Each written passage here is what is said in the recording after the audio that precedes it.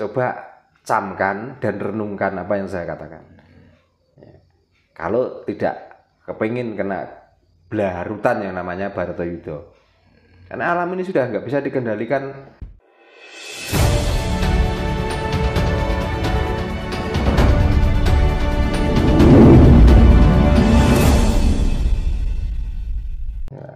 Makanya sadarlah sekarang itu. Zaman Bharatayuddha tidak melihat siapapun orangnya. Ataupun apapun agamanya. Mau agama yang katanya dicintai Allah, mau agama yang paling disayang Allah, paling sempurna, sekalipun kalau perilakunya masih perilaku mental blantek atau mental pengecut, justru malah rumahnya orang-orang bermental pengecut itu yang akan dihancurkan oleh alam, yang akan kena zaman Bharatayuddha itu. Saya ingat Pak, ketika di tahun 2004 ya, ketika tsunami melanda Aceh, padahal semua orang tahu Aceh itu kan julukannya kan Serambi Mekah. Nah iya makanya. Tapi kenapa tuh orang-orang yang masih umat dengan agama itu kok nggak sadar? Coba, apakah masih kurang ibadahnya? Apakah masih kurang sholawatannya? Apakah masih kurang gembar-gembornya arkan agamanya? Nyatanya tsunami aja kok milih. Kok nggak di Bali Pak ya? Nah, kok nggak di Bali? Oh, di Bali itu banyak orang udo.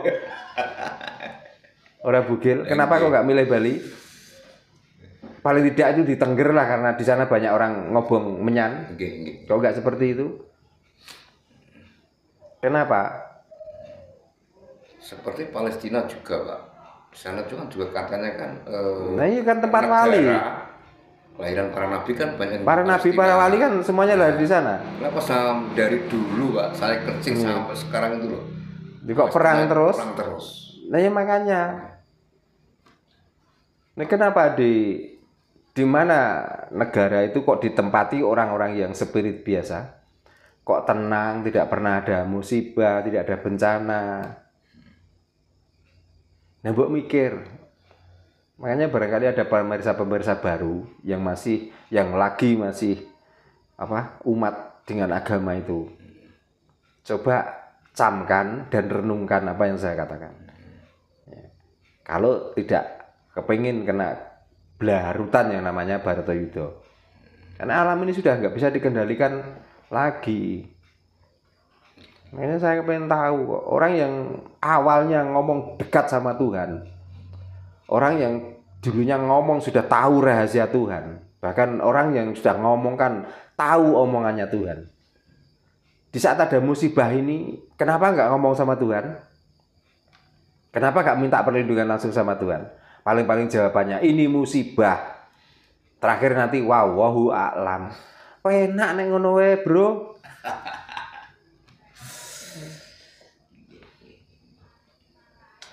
Iya Pak, ini kan sudah menjadi keinginan kita bersama Pak ya, supaya ajaran Jawa, terus orang-orang Jawa yang masih buta atau masih tidur dengan iming-iming agama yang katanya nanti setelah mati dikasih ini dan sebagainya. Nah, apa Pak yang harus kita lakukan, atau mungkin pesan atau saran dari Pak Darno selaku sesepuh Jawa supaya Jawa ini bangkit dan orang-orang kita yang masih tidur itu menjadi mulai Pak Darno. Kita harus dimulai dari siapa dulu Pak Darno? Nah, yang pertama, tinggalkan ajaran dari luar. Kita menetapkan ajaran leluhur Jawa. Apa leluhur Jawa? Leluhur Jawa itu nastoto, nastiti, hangati-hati. Jadi segala perilaku itu harus tertata. Jangan menyeberang yang bukan jalan kita. Ya, nastiti. Tetapkan kalau bisa terus melakukan seperti itu. Hangati-hati karena kita itu manusia, kadang-kadang itu salah. Begitu kita tuh melakukan kesalahan, segeralah imbangi dengan perbuatan baik. Intinya peran pemerintah juga sangat perlu Pak ya terkait dengan ini Pak ya. Loh ya penting. Ini kalau nggak didukung pemerintah, ya tetap kita itu tersisih. Kan kita sudah lama disisihkan dengan kapitalan kita sendiri. Dan hilangkan rasa khawatir. Karena hidup kita itu bukan hasil dari kekhawatiran. Mati pun juga tidak dari hasil kekhawatiran. Jadi nerimo ing pandum artinya kita tuh menerima apa adanya. Karena kita hidup, kita terus melestarikan hidup.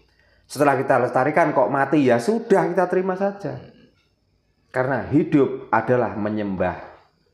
Hidup artinya itu ibadah, tapi bukan ibadah ritual budaya seperti yang dilakukan oleh orang-orang memeluk agama. Tapi kayak sulit ya Pak, kalau lihat fenomena di masyarakat Pak, kalau Jawa ini Bang, itu kadang orang Jawa itu mempunyai jangkane jagat Mas. Kadang orang kalau tadi kan Pak Darno bilang bahwa satu, kita harus berani meninggalkan ajaran dari penjajah kan gitu. Itu penting. Nah, kayaknya kalau kita lihat sekarang ini sulit Pak Darno. Nggak sulit, saya sudah ada buktinya banyak. Udah ada bukti sudah banyak. Ya sudah, bahkan ya sekarang nggak perlu kita tutupi. Orang yang sudah beribadah haji sampai 3 kali, 4 kali murtad, langsung meninggalkan itu semua. Karena apa? Di sana dia tidak menemukan kebenaran dan ketentraman. Akhirnya kembali belajar ke ajaran Jawa.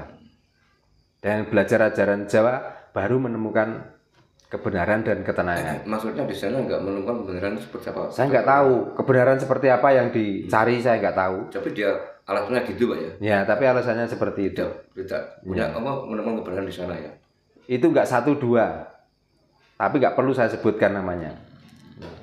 Sudah banyak sekali orang yang datang ke sini minta diajari kapitalan Jawa. Haji 3 kali murtad. Nah, itu yang haji, belum lagi yang umroh. Belum lagi yang ustaz Pak ya? Belum lagi yang ustaz.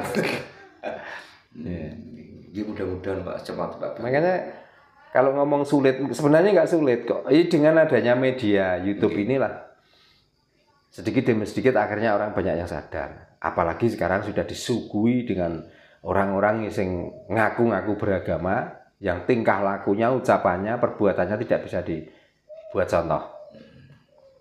Ini tanpa kita ajak, nantinya juga akan sadar dengan sendiri. Lagian jangkane jagat sudah jelas kok. Ini tidak lama lagi. Saya dari dulu sebelum orang-orang lain meramalkan, saya sudah mengatakan kok, tahun 2025 itulah awal orang itu mulai kembali ke kapitalan. Nah, di tahun 2050 itulah penentuan dan itulah sudah bisa dilihat. Puncaknya Pak ya? Puncaknya. Belum 2025 saja. Sekarang orang yang tadinya di sini dihargai, di sini di itu, akhirnya sekarang bagaimana tuh? Memperlihatkan kebobrokannya masing-masing tuh, memperlihatkan kemunafikannya masing-masing tuh. Sekarang di mana? Kalau dulu begitu ada pengajian akbar, mau orang itu paham nggak paham, berbondong-bondong datang. Lah sekarang di mana-mana digelar ada pengajian akbar dan sebagainya. Coba pengunjungnya bagaimana? Karena apa? Ya karena tidak diimbangi dengan perilaku baik yang menyampaikan maupun orang yang mengadakan. Itu akhirnya orang itu jenuh. Kebanyakan Pak kalau sudah viral gitu, pengikutnya banyak itu kadang sih ngomong malah sak gelem dhewe. Dia terlena karena merasa dia tuh sudah dianggap orang banyak, sudah diikuti orang banyak, seolah-olah hanya saya lah yang paling benar. Betul. Nah, akhirnya apa? Ya sangger jebles wae cangkeme. Ngelokno wong bering saenake dhewe. Nah, ini Pak, kita kembali ke ini Pak ya, terkait dengan orang-orang sudah viral ngomongnya kan sak penake dhewe. Nah, terkait Gus Miftah dengan penjual es itu juga banyak Pak yang pro dan kontra gitu.